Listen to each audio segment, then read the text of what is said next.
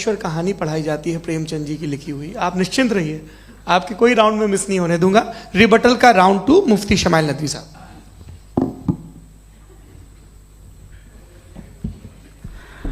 असल में जो हकीकी प्रॉब्लम है, असल प्रॉब्लम है वो ये है कि जावेद साहब के पास कॉन्सेप्ट ऑफ गॉड क्लियर नहीं है। इन्होंने कहा कि कायनात से पहले खुदा तो था, तब भी तो टाइम होगा। ये टाइम कायनात का हिस्सा है। हम खुदा, उस खुदा को मानते हैं नेसेसरी बीइंग का टाइमलेस होना जरूरी है, चूंकि वो टाइम का क्रिएटर है। जब उसने टाइम को क्रिएट किया तो वो खुद टाइम पे कैसे होगा? उसने जब स्पेस को क्रिएट किया तो खुद स्पेस में कैसे होगा? अगर वो टाइम एंड स्पेस को पहले से ही उसका पाबंद है तो फिर किस चीज को उसने क्रिएट किया? लिहाजा ये सवाल गलत है कि खुदा था तो टाइम होगा। बिल्कुल नहीं, टाइम के पाबंद हम है, खुदा नहीं है। हम फिजिकल वर्ल्ड से ताल्लुक रखते हैं, वो मेटाफिजिकल रियलिटी है। दूसरी चीज इन्होंने मिसाल दी कि चाय की केतली हवा में घूम रही होगी, और पता नहीं शायद वो बर्टन रसल का उन्होंने हवाला दिया। बहरहाल यही प्रॉब्लम है। प्रॉब्लम यही है कि हम चीजों के दरमियान डिफरेंशिएट नहीं कर पाते हैं। ये जो आपने मिसाल दी ये इमेजिनेशन है, और मैं जो साबित कर रहा हूं वो लॉजिकल नेसेसिटी है। आप इमेजिन करने आए तो कुछ भी करें, जुपिटर में पिंक एलिफेंट होगा, यूनिकॉर्न होगा, करें, उससे कायनात पे क्या फर्क पड़ता है? उससे आप लॉजिकल नेसेसिटी साबित नहीं कर सकते। मैं तो उस प्राइम कॉज की बात कर रहा हूं, उस नेसेसरी बीइंग की बात कर रहा हूं जिसके बगैर इस कायनात का एग्जिस्टेंस मुमकिन नहीं है। दूसरी चीज, मजहब को साइंस चैलेंज करती है वगैरह वगैरह, ये हमारा टॉपिक ही नहीं है। मैं इस पर बात करूंगा तो फिर मेरा वक्त चला जाएगा। मजहब के ऊपर चूंकि हमारी डिस्कशन नहीं है, साइंस को मजहब और बिलखुसूस मैं और हमारा वर्ल्ड व्यू कम अज कम साइंस को पीछे नहीं करता है, साइंटिज्म की मजम्मत करता है। इसकी वजाहत मैंने पहले कर दी।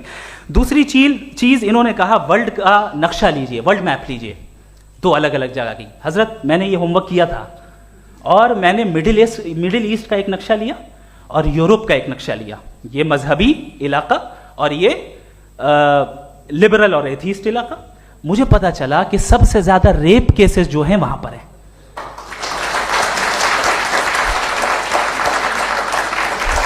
मुझे ये पता चला यूएन की रिपोर्ट के मुताबिक, मैं ये अपने घर से नहीं लेके आ रहा, कि जो वर्किंग वुमेन है यूरोपियन कंट्रीज में, उसमें 81% वुमेन सेक्सुअल हैरेसमेंट का वर्क में शुमार हो रही है। ये मिडिल ईस्ट में नहीं हो रहा है, वो मजहबी लोग हैं इसलिए नहीं हो रहा है। दूसरी चीज, आपने ये कहा कि मजहबी आदमी का अच्छा होना हमारे अच्छे होने से बहुत मुश्किल है, बहुत मुश्किल है। तो इसका मतलब यह है कि गॉड के अलावा आपके पास अच्छे और बुरे का कोई स्टैंडर्ड है।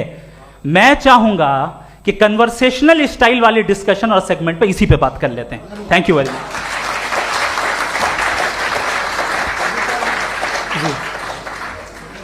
ये रिबटल का राउंड 2 है। आपके पास 5 मिनट का वक्त है, और इसके बाद क्रॉस एग्जामिनेशन शुरू करेंगे। आप चाहें तो जो इन्होंने सवाल पूछे उनके जवाब आप रिबटल में भी दे सकते हैं। जी जी, देखिए, पहले तो ये बात कि ये मिसाल गलत है। इन्होंने पहले ही हमको डिसार्म कर दिया। कह लिया अकल से मामला सॉल्व नहीं हो सकता, लॉजिक से आप पहुंच नहीं सकते। ये एक मेटाफिजिकल चीज़ है। मेटाफिजिकल अजीब सा लफ्ज़ है, ठीक से किसी को माने नहीं मालूम इसके, तो ऐसा लगता है कुछ बड़ी चीज़ है। अरे भाई, क्या होता है मेटाफिजिकल? बताओ, खड़ी हो। ये एक लफ्ज़ है जो कहीं भी इस्तेमाल हो जाता है। जब आप एक बात कर रहे हैं और आप मुझसे बहस कर रहे हैं तो मुझे मेटाफिजिकल मत बताइए, आप लॉजिकली मुझे प्रूव किए। और अगर लॉजिकली आप नहीं बात करते साहब ये मेटाफिजिकल है, तो फिर हम आप बात क्या कर रहे हैं? मेरा आपका किस ज़बान में कॉन्वर्सेशन होगा? और ये कहना कि वक्त पहले नहीं था, तो फिर क्यों कहते हैं ये हमेशा से और हमेशा रहेगा? हमेशा वक्त है, तो आप कैसे कहते हैं वो हमेशा से है और हमेशा रहेगा? हमेशा का मतलब है कोई वक्त। अगर वक्त ही नहीं है तो हमेशा कैसे? बाहर वो रहेगा। अब मैं ये देखता हूँ, आपने कहा ना कि वहाँ रेप ज़्यादा होते हैं, तो हम एक बात देखते हैं कि दुनिया जिस पे वो कादर मुतलक है, जिसकी मर्ज़ी के बगैर पत्ता भी नहीं हिलता, ओमनीपोटेंट है, ये दुनिया चल कैसे रही है? और इस दुनिया का हाल क्या है? 45,000 बच्चे जो 10 साल की उम्र से कम थे वो गाजा में मरे। भूख से काला हांडी में बच्चे मरते हैं और डिप्थेरिया से मरते हैं। डिप्थेरिया अजीब मर्ज है, गले में जाली बनना शुरू होती है, बच्चा नीला हो जाता है, गरीब का बच्चा, इसलिए कि उपास इलाज ये कादर मुतलक है, जो चाहे कर दे। इससे आप दुआएं मांगते हैं हमारी ये काम कर दे वो कर दे, तो इसका मतलब डे टू डे लाइफ में वो इंटरफेयर करता है और ये देख रहा है वो। अगर वो वाकई भी है फॉर डिस्कशन सेक, तो मैं जब दुनिया देखता हूँ तो मेरे दिल में उसके लिए कोई इज्जत नहीं पैदा होती। ये क्या कर रहे हो तुम पूरे ऑल पावरफुल हो, ओमनीपोटेंट हो, ओमनी प्रेजेंट हो। तुम तो वहाँ गादा में रहे होगे ना, तुम हर जगह हो। तुम देख रहे थे कि बच्चे की कैसे धज्जियाँ उड़ रही, तुम देख रहे थे और तुम चाहते हो मैं तुम्हारी परस्तिश करूँगा, तुम हो भी।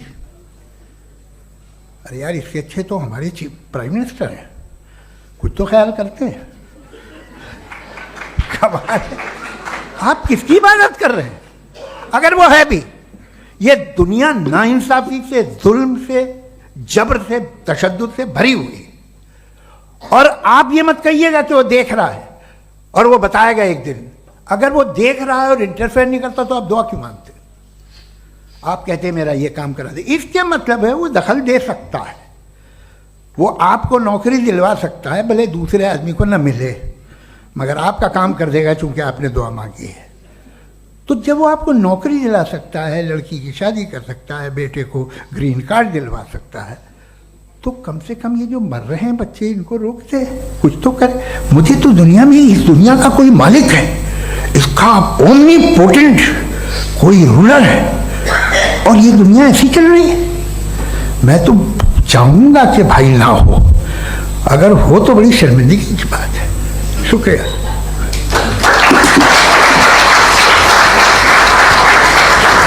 देवियों और सज्जनों, इस बहस के 2 राउंड और 2 रिबटल पूरे हो चुके हैं। अब